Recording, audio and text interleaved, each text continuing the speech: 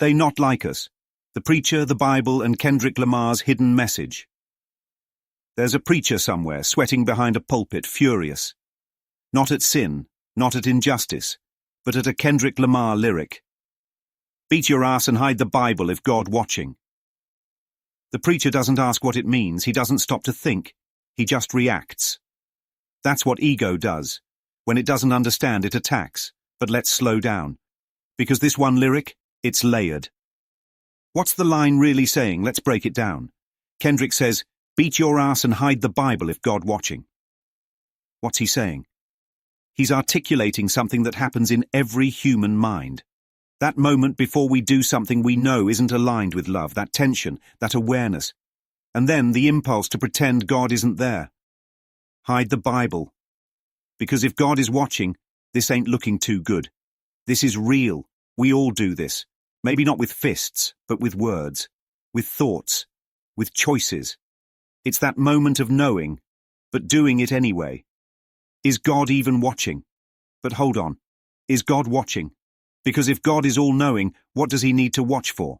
If he already knows, why would he observe? See, this is where it gets deep. The idea of a watching God. That's human projection. That's making God a man in the sky, with eyes, with judgment, with opinions. But God is not a thing. God is not watching. God knows nothing of this world. So who are we really hiding the Bible from? The real blasphemy. The preacher is mad. He calls this blasphemy. But let's talk about real blasphemy. Is it mentioning God in a rap song? Or is it claiming to speak for God while attacking another man? Jesus never stood on a pulpit yelling, "Shut up," about God.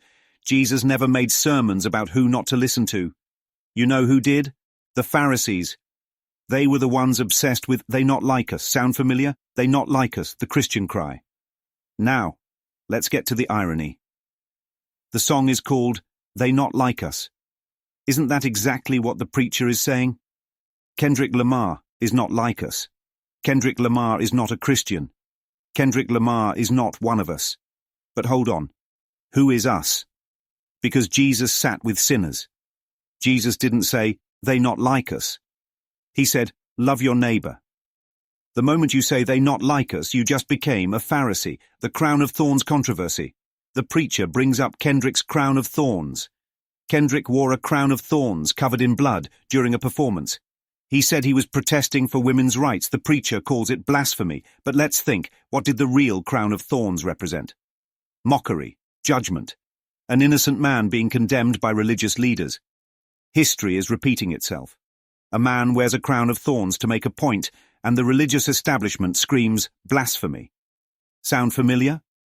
The deeper truth. Who are you really judging? The preacher says Kendrick is mocking God. But here's the thing. You can't mock God. You can't injure God. You can't harm something infinite. So who's really being mocked here? If you feel offended, is that God's offense or yours? Maybe what the preacher really hates is that Kendrick is exposing something. A truth people don't want to admit. We invoke God when it's convenient. We ignore him when it's not. We pray before we eat but still gossip at the table. We wear crosses but still crucify people with our words. We claim righteousness but pick and choose who we apply it to, and Kendrick is calling it out, the preacher's real problem. The preacher isn't mad at Kendrick, he's mad that Kendrick held up a mirror. He's mad because deep down we all know what that line means. We all have moments where we hide the Bible. We all have moments where we act outside of love, and that's uncomfortable. So, what's the real lesson here? The lesson isn't about Kendrick. The lesson isn't about the preacher. The lesson is about you. What do you hide the Bible for? When do you pretend God isn't watching? When do you separate yourself from your own values? Because in the end, it's not about Kendrick, it's not about a preacher, it's about the way you see yourself.